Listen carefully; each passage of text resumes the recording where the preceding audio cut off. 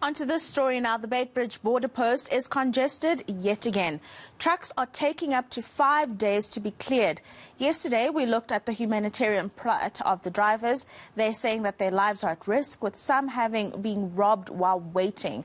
Today, eNCA reporter Nkosazana Dambuza is trying to get the root of the problem out. She joins us now with more insights.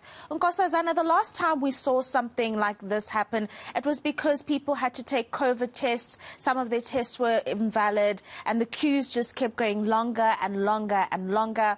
What is the situation this time, according to engagements to the drivers and some of the stakeholders that are there? Well, Rafia, this morning the snaking queues only seem to be getting worse. In fact, we are seeing more trucks than yesterday.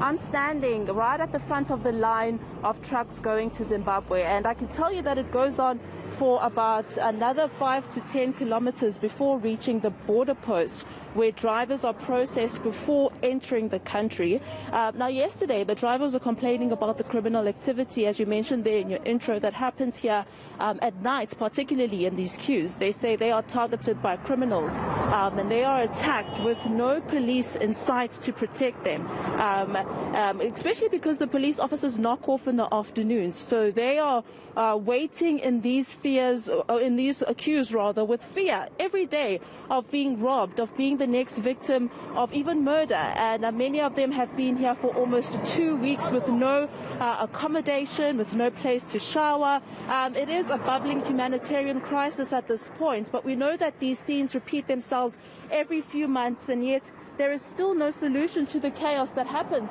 at this border post, Rafia. I'm just going to try and speak to some of the truck drivers. They are across the road, so it's a bit difficult for us to cross at the moment. But I'm just going to ask my colleague Leah with me to just cross now with me, and just to get an update from these drivers who slept here last night, obviously waiting in these queues, whether or not they were targeted by criminals, and how they find being in these queues. You know, you've been here for almost 2 weeks, and you say that the delay is caused by a slow electronic system, as well as having to pay access fees of about $200. You know, how are these frustrations at this point for you? It's very tough. It's very tough because you are being robbed here on the queue. You're going to stay here on the queue. There is no toilet, there is no water here, there is no security. And, you know, yesterday I spoke to one of the truck drivers. He was stabbed. He was actually stabbed and robbed of all his belongings, you know. Do you feel that the police, the South African police especially, should be more present at the border post to protect the drivers? Yeah, definitely they have to protect the border, but you see, as the way it is now, it will be a little bit difficult because you see the queue is quite long ago. I mean, it's quite long, you understand? So I think it will be even difficult for them to move up and down, because when the robbers come, they just come and do what they want to do at any time. So we are really struggling here. So we don't know till when we'll struggle like this, you understand? So. And Rafia, you know, yesterday the drivers were telling me that they're calling on the South African government, particularly the Department of Home Affairs, as well as the Transport Ministry, to liaise with some of their counterparts in Zimbabwe in order to improve the traffic flow, to discuss ways to basically deal with this chaos. And I'm just going to get a word from you, sir. What is it that you would like to the Department of Home Affairs in South Africa, as well as the Transport Ministry, to hear, and also perhaps, if they are listening, the government in Zimbabwe as well? I just want them to clear the queue because it's tight. We can't here. We've got families waiting for us across the border. We are stuck here. Most of us will end up overstaying and will be charged for that. So if they improve the system, it will be much better. Yeah.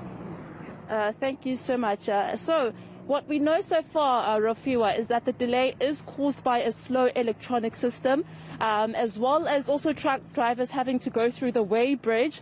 Also adding to the delay is the access fee of about $200 that they are expected to pay at the entry points. But I'm also told that there is construction that's happening on the other side of the border post in Zimbabwe. So at this point, it is a bubbling humanitarian crisis, and hopefully government will intervene soon.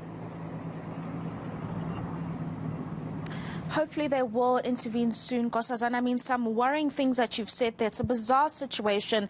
Police knocking off in the afternoon.